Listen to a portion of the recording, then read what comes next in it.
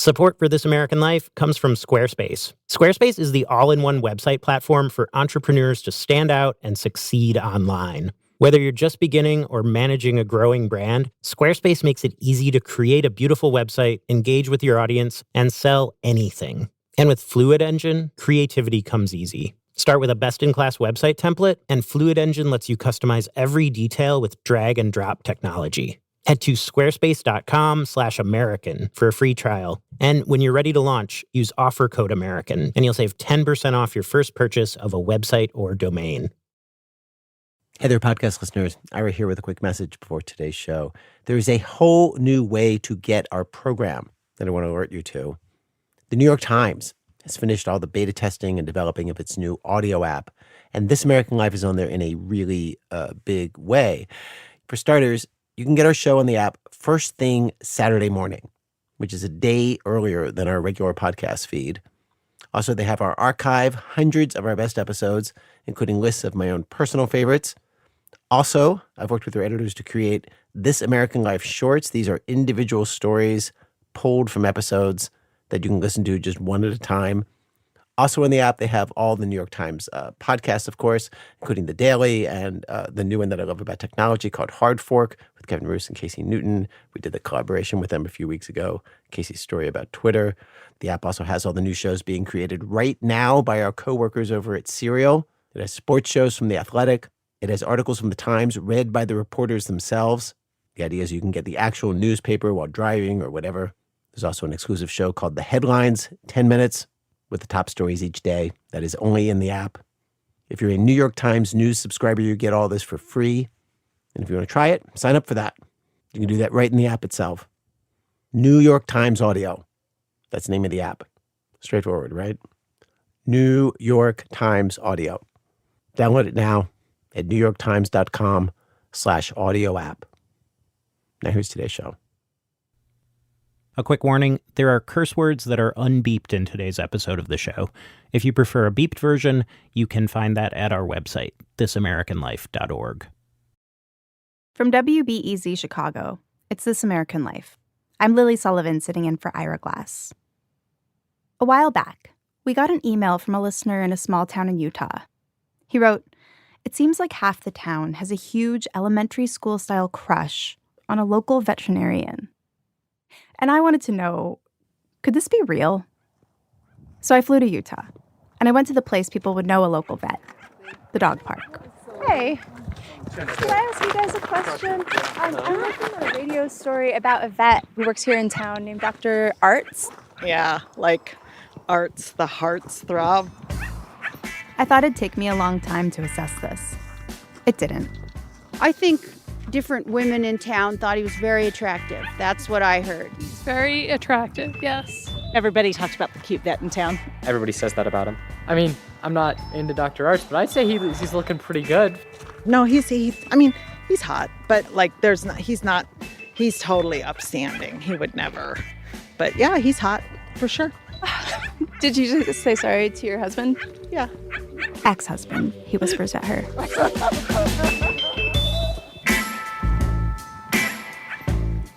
Most of these people, he wasn't even their vet. Though I did talk to someone who knows him as her vet. I tell you her name, but she asked that she, and her dogs, remain anonymous. Everybody knows Dr. Artz is a hunk.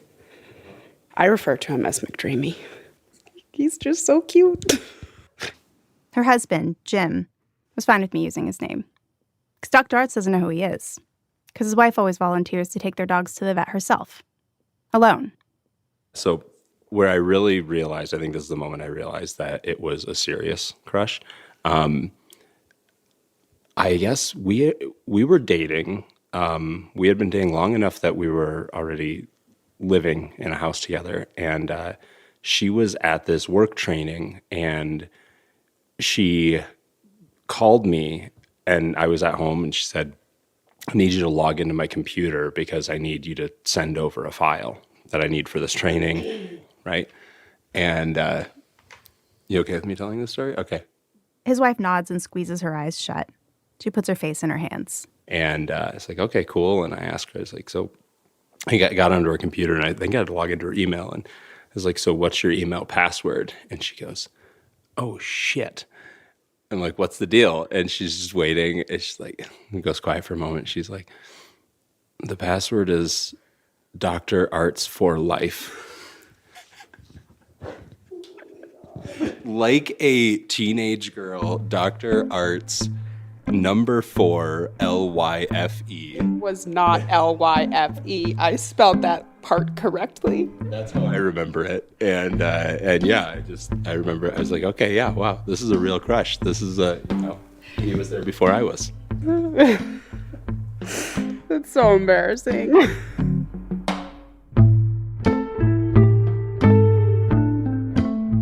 What's embarrassing about it is the amount of time they spend on this. This woman is on group threads with 5 other people. Men and women, all couples, all straight, in happy relationships.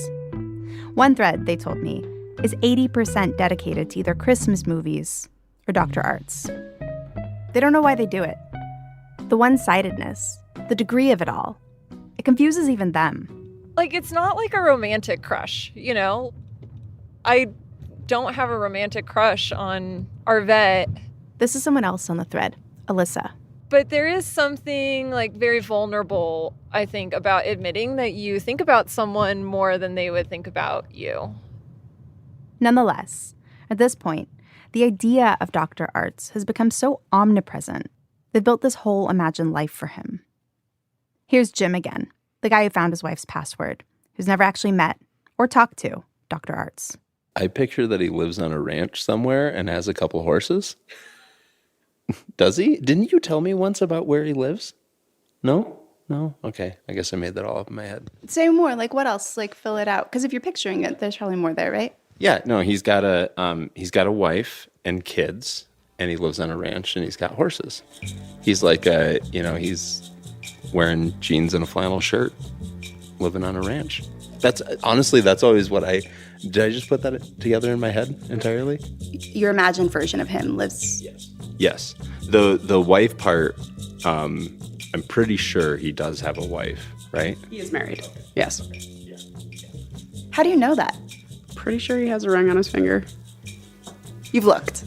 Yes, I always look. You always look.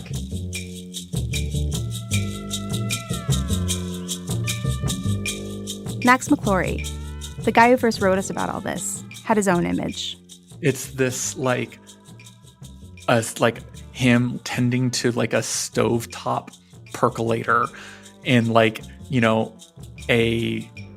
is so specific. Yeah, right? My mind just immediately went to this. And then walking out to watch the sunrise on his porch in a flannel jacket kind of thing. And that's probably super off base. He probably has a Keurig. I have no idea. But yeah, I've got this just this image of him in a cabin, basically. It would be out of character for him to, not watch the sunrise with a cup of coffee that probably has some coffee grounds in it, he rides a motorcycle, which, again, is he going to throw his bag on his motorcycle and ride through the countryside with the wind in his hair to go save a horse? For me, but sometimes, fairly often, I'll picture her just washing dishes in her house. Sunlight pouring onto the sink, which I picture as white, even though I can't remember if that's right. There's warm running water, suds, a few water glasses. The images are like a little coffee break from my own life, where I try on hers for size. Feels nice there, peaceful, and rooted, which aren't feelings I feel a ton of in my own life. She does not know that I do this, and I never want her to find out. Today on our show, we lean into this thing that is so awkward that we usually turn away from it. We're calling it the lives of others. I don't know why I do this, but I think it's something so common. So let's talk about it. First stop, Dr. Artz. Does he have any idea how much he's taken over people's brains? Stay with us.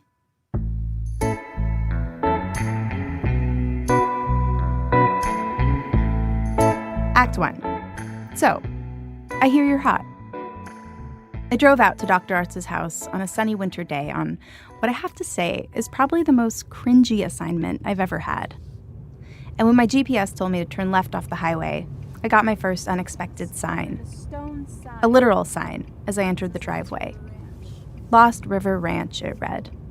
Carved in metal, mounted between two columns of piled boulders. A ranch, just like Jim had imagined. I drove down the mountain, past the Jeep Wrangler, an electric blue pickup, past the motorcycles. And then I saw it, cresting atop the hill. A beautiful log cabin. And I met Dr. Artz, or as he calls himself, John. Hi. What's happening? No, you already got that thing rolling, huh? Yeah, we were just chatting. It's nice. good to see you. You as well. You as well. Let's just get this out of the way. What does Dr. John Artz look like? There's Paul Newman thing going on. I mean, we're done. Salt and pepper hair, hazel eyes that one could accurately characterize as soul-piercing. But what you notice most is the way you're hit with a force field of magnetic kindness.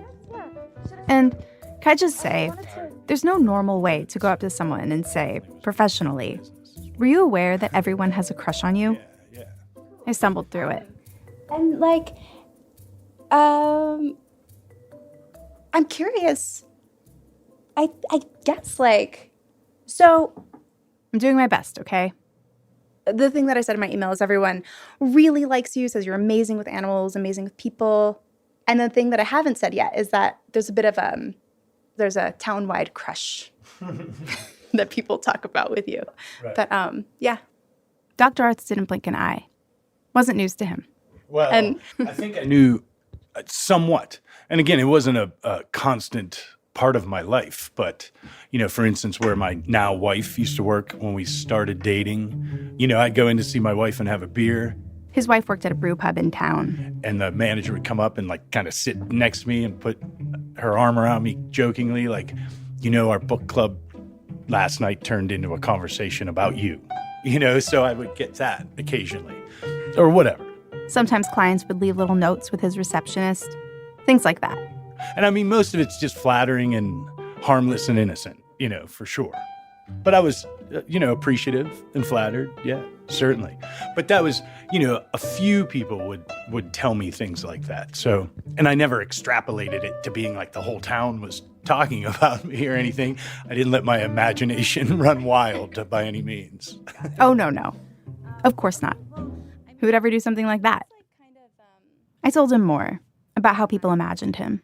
And the answer I got was this is going to sound crazy, but the picture I have is tending to a stovetop coffee percolator and taking it out to the porch to watch the sunrise in a flannel. Look behind me? You just described me, actually, and I love percolators. That's funny. Are you serious? Oh my God, it's my favorite. I had my grandmother's 4-cup percolator all through vet school. And so my wife and I just bought, and we bought a coffee pot, we needed to get new stuff, and I bought a 12-cup percolator, and I just can't master it the way I had that 4-cup. So, all those things they thought? Ranch? Check. Cabin? Check. Coffee percolator? Check. Flannel? Check. Motorcycle? I'm going to say double check because he goes on long rides alone in the desert. Horses? Okay, no horses. But he has worked as a wrangler in Montana. And watching the sunrise from his porch? Well, his porch faces west, not east. And so not sunrise, they're close, but sunset is my big thing. And I have a sunset tune, it's released by Pearl Jam. Sunsets here are incredible, right over that ridge right there. Oh my God, yeah, you're pointing. Absolutely incredible. And again, I don't know quite how to say this professionally, but this entire gazing upon the snow-kissed ridge thing, as a reporter, I can report. That is an objectively hot scenario. Yeah, I mean, I laughed when they said that because I was that's not how anyone lives. But as I'm looking out, you're pointing at snow-covered mountains, and this is a log cabin and a porch. Yeah. And there's the reservoirs right there. It is absolutely amazing. Absolutely amazing. I was honestly floored that they got it so close. To me, That had seemed like the least likely possible outcome of all of this. Though to everyone in town, he was a fantasy person. So they invented a life that was perfect enough for this perfect person, which of course left so much out. For instance, Dr. Artz is funny, and he likes dorky things, like Waiting for Guffman and Monty Python, which he quotes freely and regularly. And we will call him Tim. See?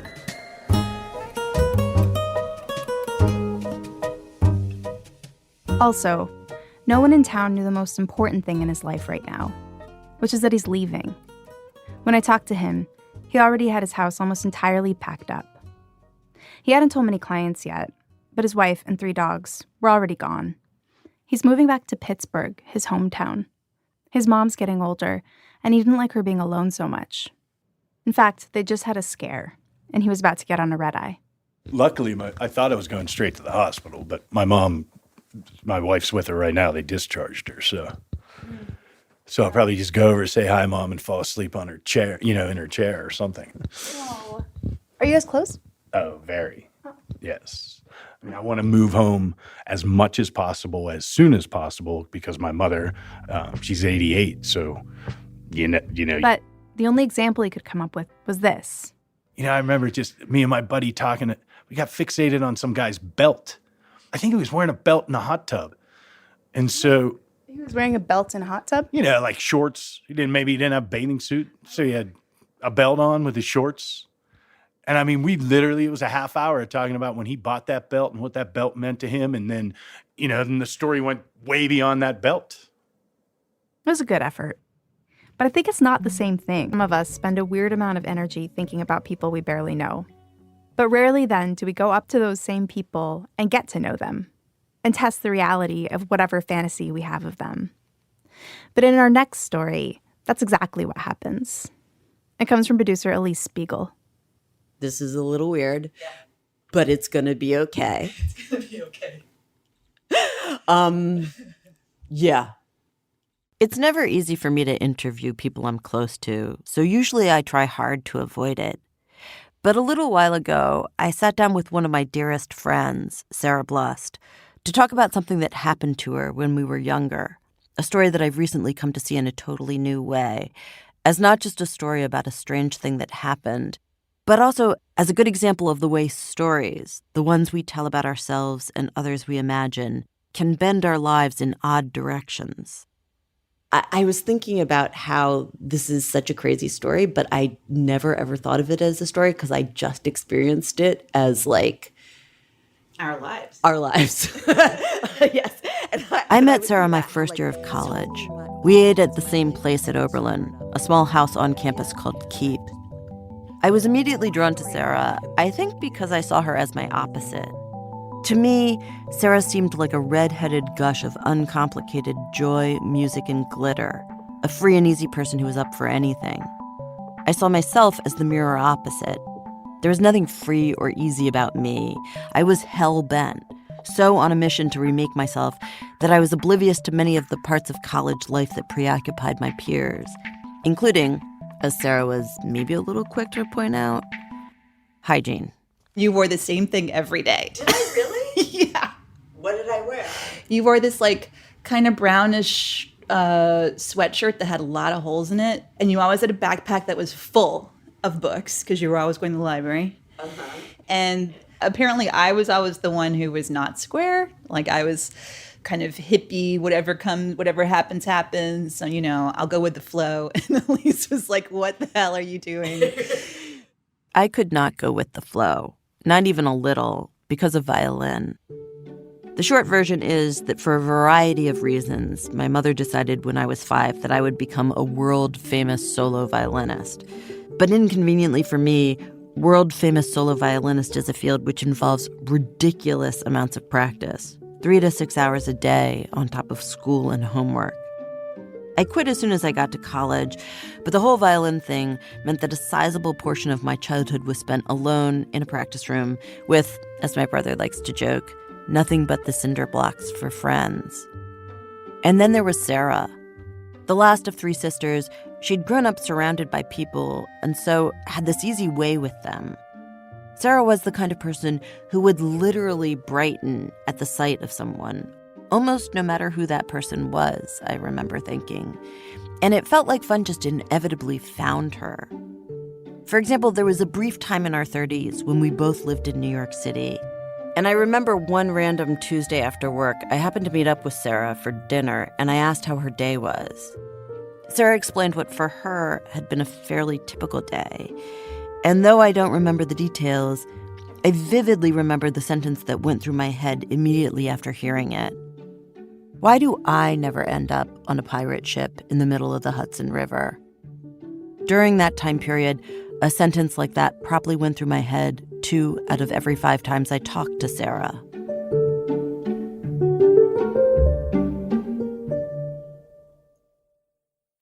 So I think that's all the Sarah Blust context you need to appreciate the story you're about to hear. This particular story, I guess, starts at my 10-year reunion. Yeah. In 2004, about 10 years after we graduated, Sarah and a couple of her female friends decided to return to campus for their reunion. They weren't going in an overly earnest, I miss my college kind of way. I think this was half ironic. And I think somehow one of us had found out about a party, you know, like a party that was being held by actual seniors. And we went. And you went in the spirit of what? Was it like, you know, we're clowning, we're like crashing? Like, yeah, I think it was total party crashing. Just, it was also hilarious to be hanging out with, you know, I guess what we thought of as kids, 10 years younger. But I mean, it felt so familiar. It's exactly what we wanted because it was like being at Oberlin again, you know? It was that feel. So they make their way to this off-campus house where music is blaring and a large number of alcohol-drenched college students are littered across the lawn. And I remember we hung out a lot in the backyard because we felt a little bit out of place. And then finally we made, like, I was hanging out in the house proper, and like there was like this really fun dance floor happening. Just, I feel like it was almost like the crowds parted in a certain way, and this guy comes over and from what I remember, he like basically ordered me to dance. It was like, dance floor now. Now this is Sarah Blust we're talking about. I was not one to say no.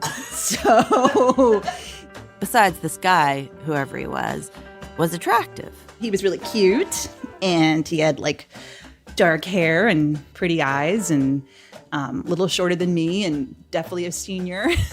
That's, you know. And what do you mean, definitely a senior? Well, he was certainly like a college student, and I think at that point, you know, I was feeling so different because I'd been living in New York City for 10 years and, you know, had kind of charted my own way. I don't want you to get the wrong idea about Sarah. She's not the kind of person who typically flirts with random college seniors.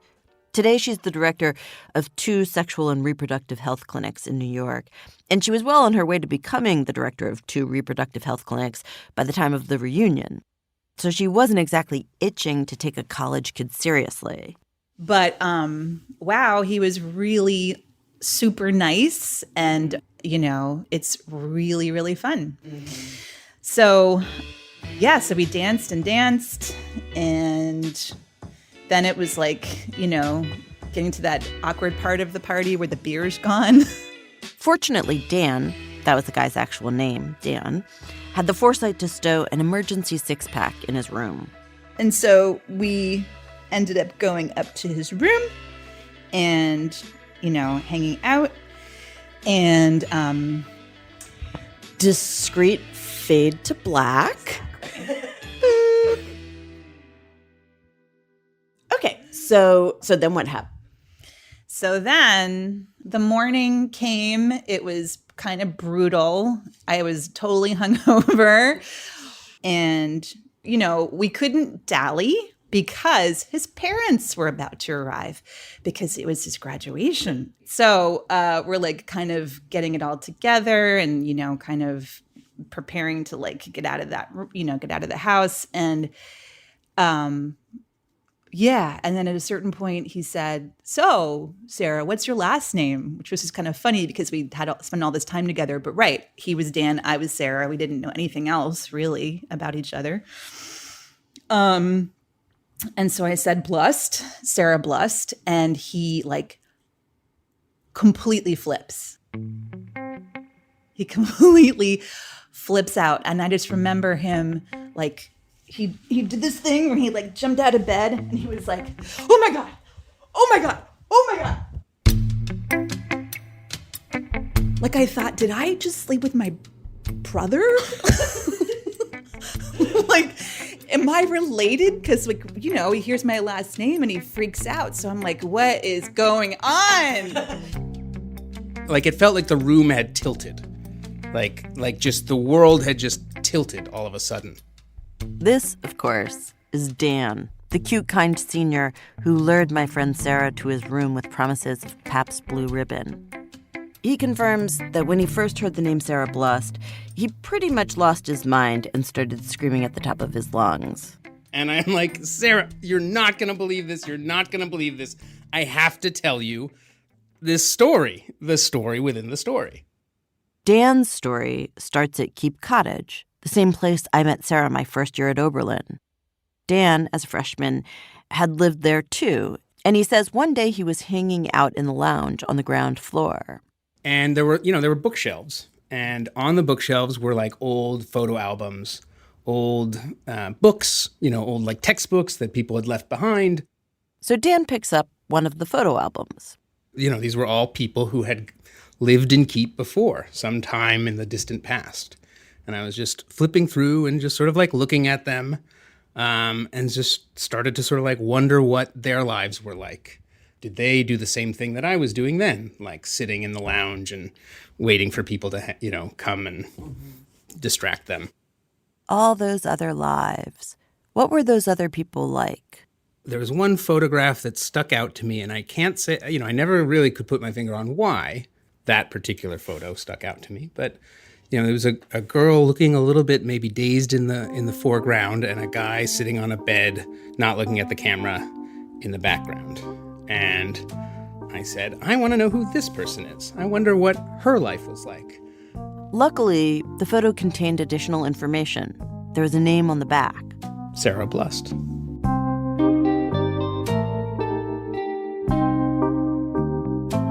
So I pulled the photograph out of the photo album. I brought it upstairs. I sat down on my computer, and instead of doing my homework, I wrote a brief short story, like a one-page story, about the person in the photograph. I know this sounds a little unusual. It is a little unusual. But Dan made up a whole fictional story about a redhead named Sarah Blust, someone with two sisters, like the real Sarah Blust, who, like the real Sarah, goes to college and maybe smokes a little too much weed. Now, Dan hadn't seen this story since graduation, but we were actually able to retrieve a copy from the carcass of his 20-year-old candy blue Apple computer due to the superhuman efforts of a San Francisco-based computer expert named Mitch. Thanks, Mitch. Anyway, the main focus of Dan's story is Sarah's involvement with this fictional guy named Matt. Throughout the story, Sarah and Matt circle each other, drawn, but not quite sure what to make of the strange connection they feel. And in the end, they don't end up together. In Dan's imagination, it's this made-up character, Matt, who takes the photo that he found. Here's the last paragraph. 2 weeks before the school year broke into summer vacation, Matt came and knocked on Sarah's door in Keep. He brought with him this picture and gave it to her. That day, he told her that he really cared about her and wanted to see her more often. She held on to the picture all summer, keeping it as a memento of Matt and her tragic love. She did not realize this picture was in storage when she moved out. She now and then thinks of Matt on her way to work or when playing with the kids. She wonders where this picture is. Little does she know it is on the wall of Keep Cottage. Oh my God, that is insane. Had you ever done anything like that before? Or was there something in this person in this photo? At the time, It really felt like a random act. Like I was just doing something to amuse myself at random. And Dan didn't just write a story about Sarah Blust. He also posted said story of Sarah Blust with her photo on the door of his room, where it stayed until the end of the school year, at which point, Dan says, it went into a trash can and he never, ever thought of it again. At all until commencement week when I met Sarah Blust, standing in my room.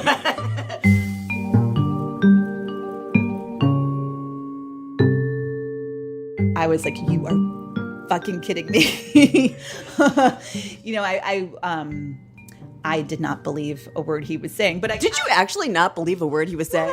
Well, I could believe it, but it just, I wasn't believing it. I was believing it and not at the same time, if that's possible. Uh-huh. And he said, no, it's real. And he pulls out his laptop and he opens it up and he like points this file that has my name on it. And I mean, I almost lost my mind. Like, how is it possible that you meet someone for the first time and they have a story about you, a file with your name on it? On their computer. On their computer. I mean, what is that?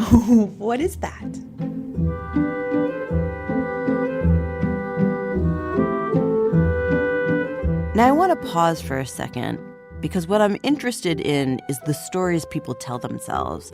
So I want to map their stories at each stage. For Dan, what had happened between him and Sarah the night before his graduation was very unambiguous. This was solid one-night stand territory.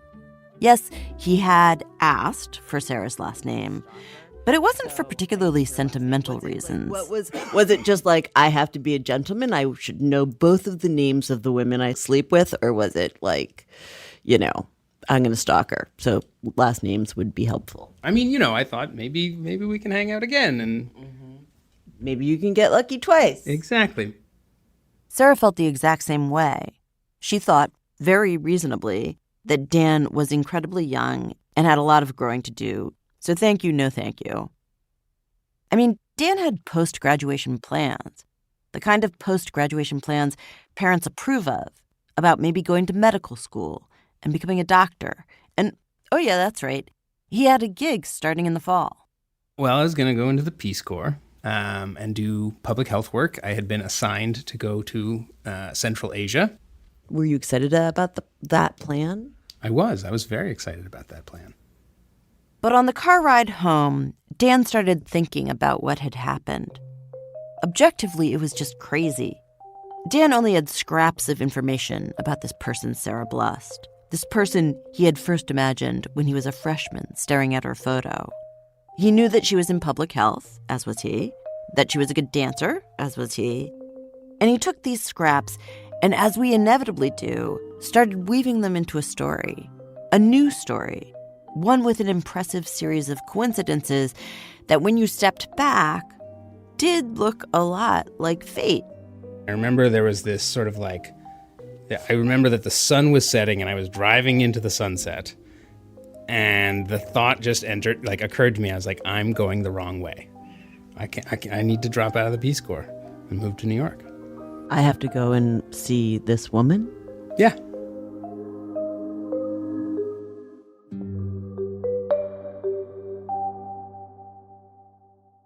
Now, I don't want to seem like I'm judging Dan for changing the whole course of his life based on what was really pretty slim evidence plus one coincidence.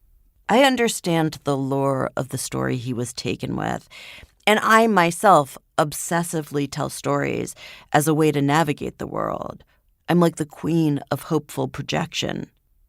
This kind of strange, feverish storytelling started when I was young, a habit I picked up in the practice room as a way to escape. I would walk in little circles and make up stories about myself and other people. In college, I did this almost every day. I'd walk in little circles for hours, usually until my legs ached. Like Dan, I was extrapolating from what really happened to what I hoped would happen in the future. Say I'd have some small encounter, Maybe a teacher would offer a kind word. Maybe a boy would nod in my direction. And my imagination would take it from there, build a whole life on those scraps. In my mind, I'd visualize the look of the teacher as they offered me the selective internship that would lead to a dazzling career in public policy or law, or, for a very brief period during my senior year, silk screening. Of course, I'd always kept this little circles habit secret from everyone. I was aware it was not normal behavior. The one person who knew about it was Sarah. When we lived together in college, she accidentally discovered it. I was probably reading a book or doing some homework, and I heard this like, creak, creak, creak. And it was just like over and over and over and over again. And it took me a while to realize what it was. And then I realized it was you. But Sarah didn't seem to mind, didn't seem to think I was a freak at all. In fact, the opposite. I don't know. I found it really endearing.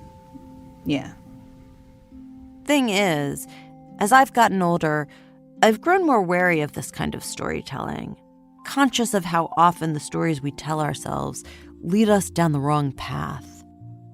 I remember that the sun was setting and I was driving into the sunset, and the thought just occurred to me. I was like, I'm going the wrong way. What happened with Dan and Sarah, the wild serendipity of it, gave it the silhouette of one of the most popular stories in American life, the fated love story. I think the fated love story, and the idea that romantic love is the one relationship that can fulfill you, has a unique weight and primacy. It's the kind of story that displaces other stories, easily sweeps them aside, which is what happened with Dan. He dropped out of the Peace Corps, drove to New York, and instead of working in public health, got a job at the Stereo Exchange in Manhattan. On his way to this unglamorous new life, he wrote Sarah an email, framing his new plan in the most casual, non-threatening, just happened to be dropping everything and moving to your city way possible. Sarah responded with, "Whoa, that's a lot, not sure about that." Dan then responded, "Understand, seems reasonable. I'm aware I don't really know you. All I'm saying is that we should go on some dates, see what happens." Sarah told me about all of this at the time, and honestly, I was pro. She'd had a string of boyfriends who didn't seem like good partner material. And I could tell right away that Dan was solid, which from the perspective of the anxious friend was a relief. Sarah also saw that Dan was a good guy with good values, and she thought he was fun, but she obviously had real reservations. I liked him a lot. Like, I felt like there was this really incredible connection, but I was also terrified that I had this responsibility for changing someone's life so drastically. Did it feel like he was actually seeing you, or did you feel like you don't even know who this is just a projection? I think it was both. Yeah, I think I thought that he didn't really know what he was getting into. Particularly what he was getting into in one significant way. Sarah was past 30 and was very clear she wanted children. I was in this moment of like thinking about kids, I suppose. And so I couldn't believe, right, that I could enter into a relationship with someone just coming out of college. But there was a real understanding that the two of us had, with each other. Dan hadn't been planning on having kids so early, but he had been planning on having kids, and he felt like the most important thing was to find the right partner. And if that turned out to be Sarah, he was game. So they decided to go on some dates. Their first was a bar in Red Hook that Sarah picked. Then there was the date at the roller rink where Dan broke out what they both agreed were truly killer moves. They had this comfortable vibe, and it was really easy to talk. Really, there was just one problem with this whole situation for Dan. You see, Sarah Blust, like the rest of us, was nursing her own romantic story, and the other person she was imagining didn't look anything like Dan because her hopes centered so squarely on music. Music has always been critical to Sarah. She plays the drums, but also guitar, and sings. In fact, music is what brought us together. Our first year of college, we founded an alternative girl band called Succubus, which played all 4 years. After college, Sarah went on to other bands, many, because music just lights Sarah up. In your mind at that time, what was the romantic fantasy that you were imagining? Oh, it was so sparkly. Being in a band with someone that I loved, and like play like amazing music, and that we would just have this incredible creative life together, This, of course, is a common romantic fantasy, which, like Dan's we are fated for each other fantasy, doesn't always work out well. Unfortunately for Dan's version of the fantasy, one day several months after his arrival, Sarah Blust went to a concert, the show of a moderately famous indie band she'd long admired, and the drummer became quite smitten with Sarah, as she was with him. And it kind of pulled me into a community that I was, in awe of. I guess I was really kind of starstruck. Poor Dan didn't stand a chance. He was science, not music. And the new guy, the drummer, in addition to being closer in age to Sarah, he was just as enthusiastic about their coming future. He was very much like, we're going to make this happen. He lived in Philadelphia at the time. Did he move to New York to be with you too? Yes. Oh my God, are you fucking kidding me? No. He moved to New York and he moved in with me. Oh shit, I totally somehow missed that. Yeah. Wait a second, so you had 2 people move to New York for you? I guess so. How come nobody ever moves to New York for me? Put another way, why do I never end up on a pirate ship in the middle of the Hudson River?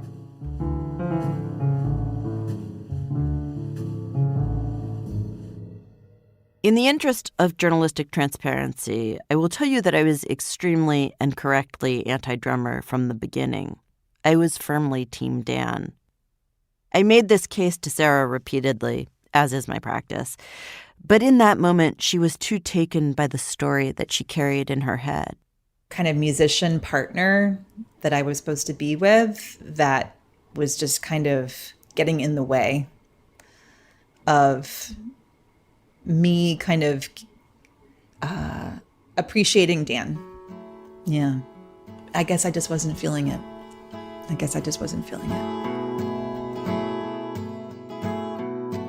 I just kind of remember there was sort of like a fading out.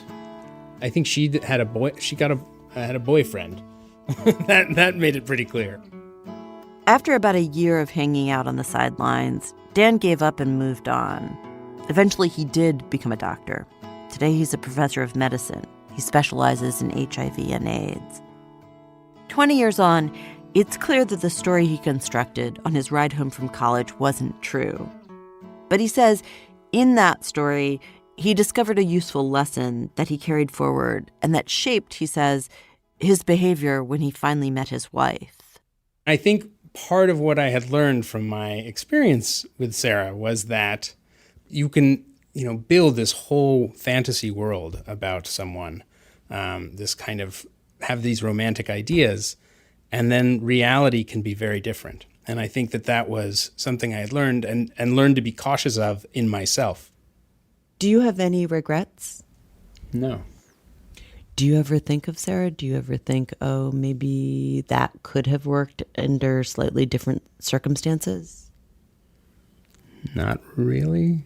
No, not since I met my wife. As for Sarah, like Dan, she's married and has a beautiful kid with the same red hair and joy as his mother. But she'll tell you straight up that there were moments during her single life when she really regretted that she didn't see the great person standing in front of her.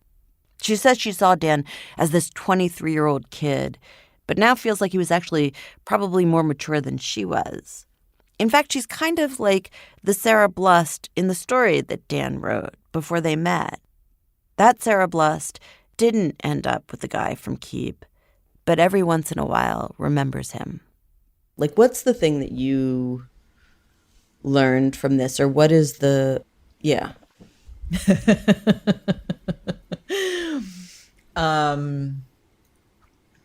Well, I think that when you're presented in life with something that seems like a gift, even if you have like other preconceived notions, maybe you're wrong. Like the story that I was telling myself about who my perfect partner should be or would be, like that wasn't really a story that was helpful to me.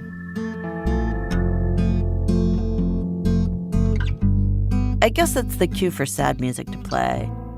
But on the other hand, isn't that also a story that might not be true? I mean, maybe if Sarah had chosen Dan, I'd be here telling you a different version. One where Dan, confronted with the reality of actual babies in his 20s, bolts the scene. That's the whole damn thing about stories, though, isn't it? You can never tell if one is true or not, and there's always a new one beckoning. But here's the thing. I am the one who is telling this story, so I can tell it however I want. And I don't want to end it with a sad soundtrack, because as Sarah would tell you, she doesn't feel sad. Sarah's soundtrack is punk and pop and marching bands and lullabies and sure, some sadcore, but every life has some sadcore. Speaking of music, I'll leave you with this, a song from the back catalog of Succubus, the band Sarah and I started our freshman year. She played the drums with her eyes closed. I played a green electric guitar. Together, we blazed a trail of punk rock glory across north central Ohio.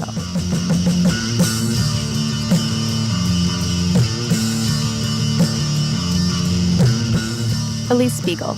She's a producer on our show. Coming up, strangers come into your house, look at all your stuff, size you up. They think they know you. How close can they get? That's in a minute from Chicago Public Radio when our program continues. What inspired the design of the new Sun Princess? You. Because you enjoy sweeping views, the Sun Princess's grand atrium was built in a sphere of glass. Because you want amazing entertainment, the ship's performance arena is a total showstopper.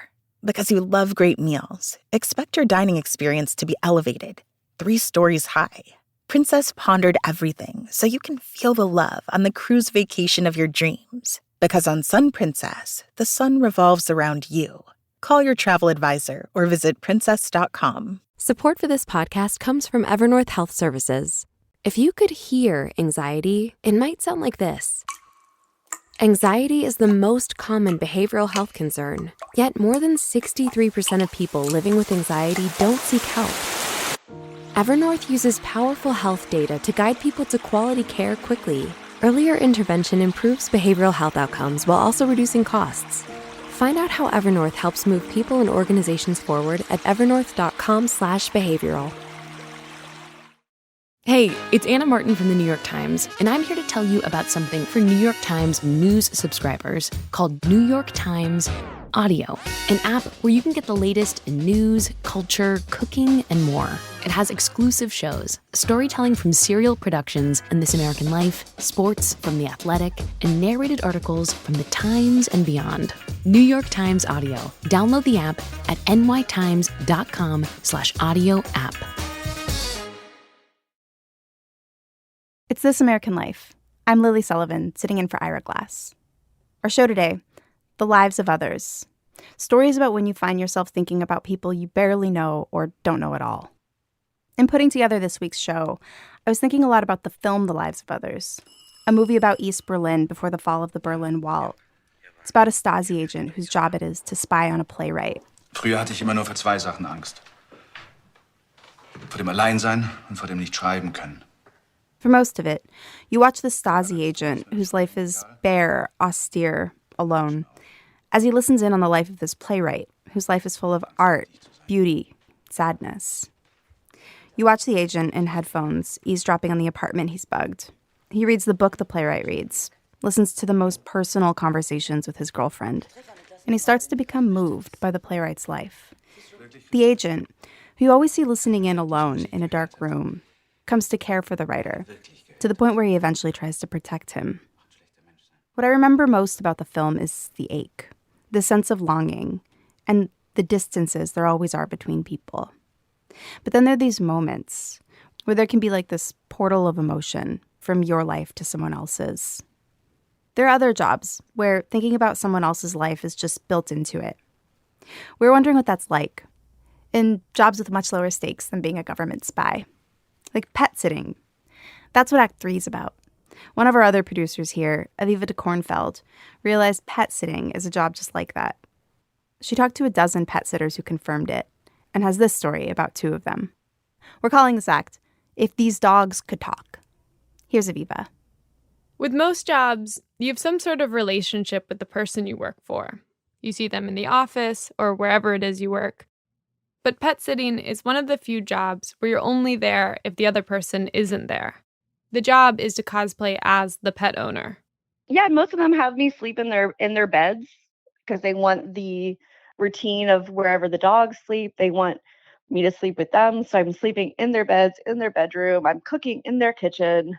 I'm messing with all the algorithms on their streaming services. This is Elle. She started pet sitting a couple years ago. And she made a point to tell me she never snoops. In fact, she asks people to leave everything she'll need out on the counter so she doesn't have to go looking for anything. But even without snooping, so much of the pet owner's private life is so nakedly on display. What they watch on Netflix, what they have in their fridge. You can't help but glean bits of information about the person you're standing in for. There's a young couple, and I think they want to read. Like, they always have the book on on both nightstands, but I've never seen either bookmark move. And sometimes the stack of books get higher, but they never go lower.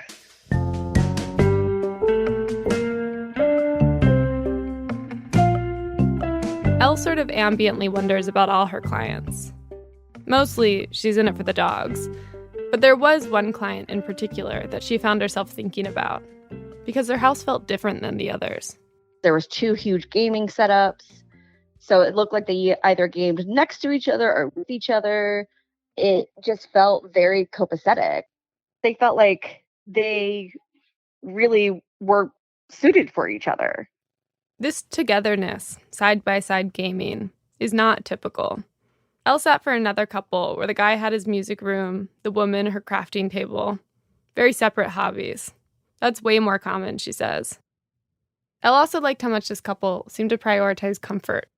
Their sofa was basically just giant pillows, like down pillows. So it was just like basically a giant bed.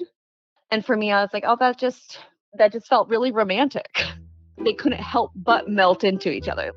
Just to be clear, Elle's never met the husband, never seen the 2 of them together. She has no idea what they're like as a couple. But she liked to imagine them sitting on their big, comfy couch, chatting agreeably, deciding what they wanted to do that day.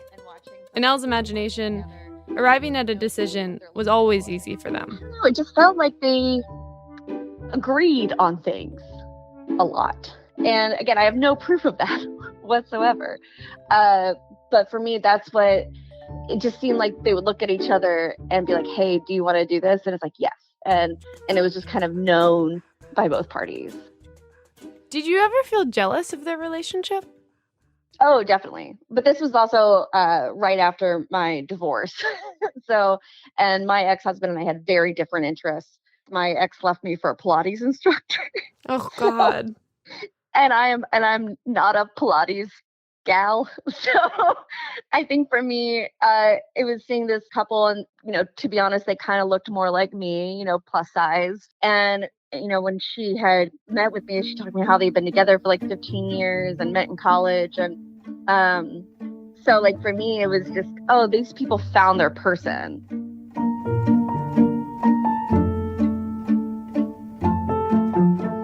Elle started dog sitting for this couple about a month after her marriage fell apart. Her ex-husband was a real plastic on the furniture kind of person. Definitely not into comfort. She said he never relaxed. And for me, the idea of lounging and just relaxing and melting into someone, yeah, that was definitely something I really craved, especially coming out of that relationship. Elle would spend days alone in this couple's house, on her own for the first time in over 10 years. Like she was in some strange, on-set audition for a life she hoped to have for herself one day. One day, Just as Elle was about to head over to the couple's house to dog sit, she got a text. And it was from an unknown number because I had never dealt with the husband. And it just said, "We no longer need you. We'll still pay you for the week." And that was it. And it was weird to me because he and I had never spoken. It was always me and the wife. So to hear from him was odd in general, but then it was just so curt and done. So what did you think when you got his text? My mind started racing because I was like, well, did someone end up in a car accident? Did something really bad happen? And again, I wasn't going to press because, again, it's none of my business. I'm kind of just to help. But I definitely was wondering if, what happened to make them stop this vacation, because she was on a work trip. Like, she was at a conference and he was going to meet her in that city. I forget what city it was. So, I mean, my gut tells me that it was an affair, but that was just me completely making that up. Part of me wanted to reach out to her, but I was like, that's really inappropriate. I don't know her. Elle, of course, recognizes that when big things happen in your life, the dog sitter is not at the top of the list of people to fill in. This couple barely knew her. In fact, if she was doing her job right, when the couple came back home, there'd be no trace of her at all. Months passed, and she didn't hear from them. When Christmas rolled around, she sent the couple a holiday card, like she does with all her clients.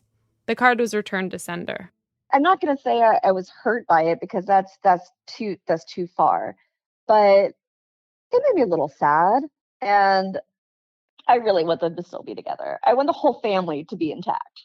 I wanted to reach out to the couple to find out if Elle was right, if they really did get divorced. But Elle, reasonably, didn't want me to reach out.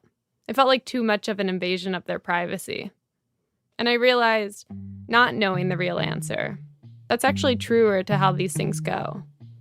You wonder about people, you try to imagine their lives, and mostly, you don't get to know.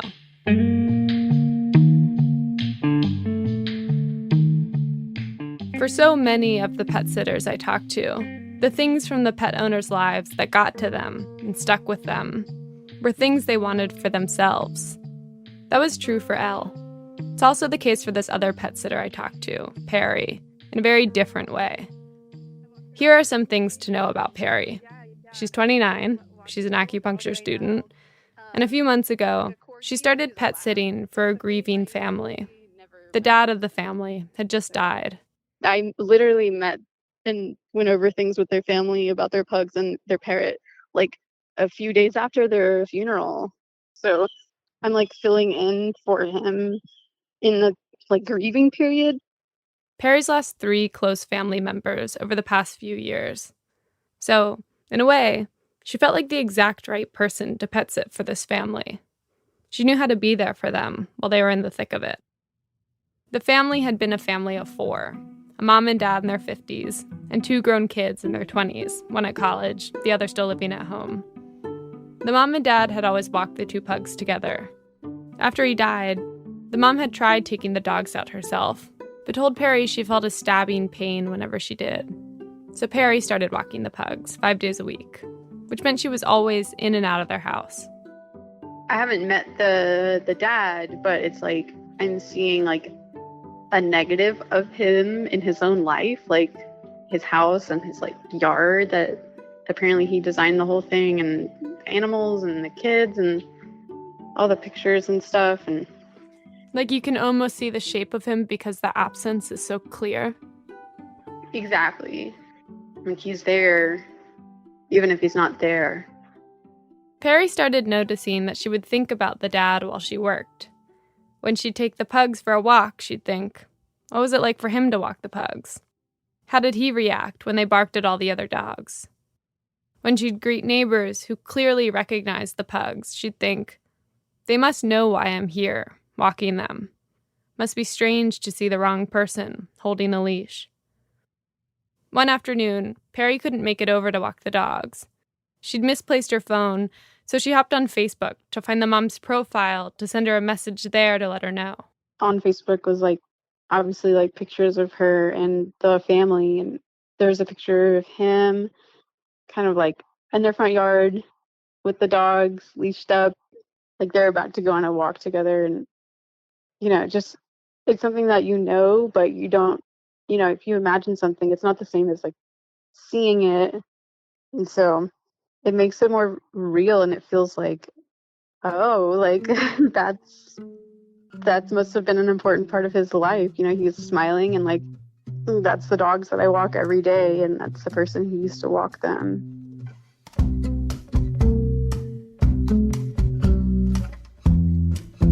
It's weird how something you see in someone else's life can totally turn you around. About a month ago, Perry had a moment like this that she still thinks about.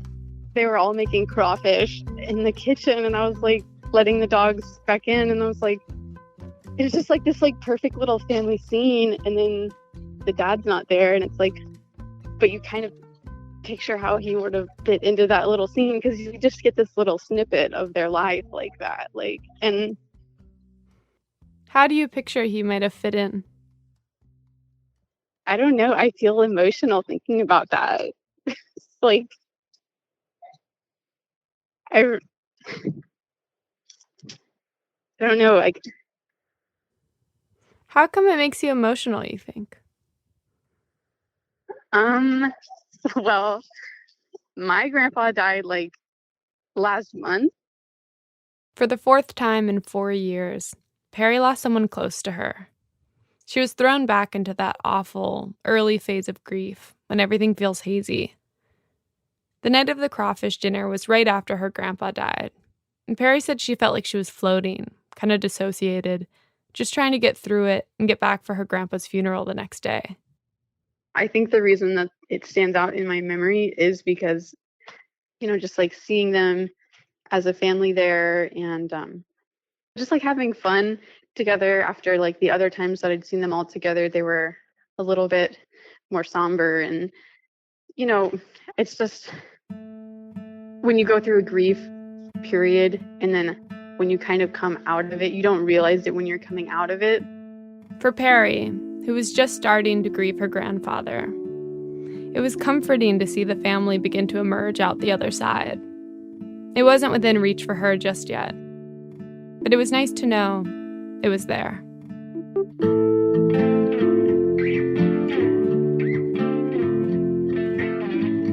Aviva DeKornfeld was one of the producers of our show.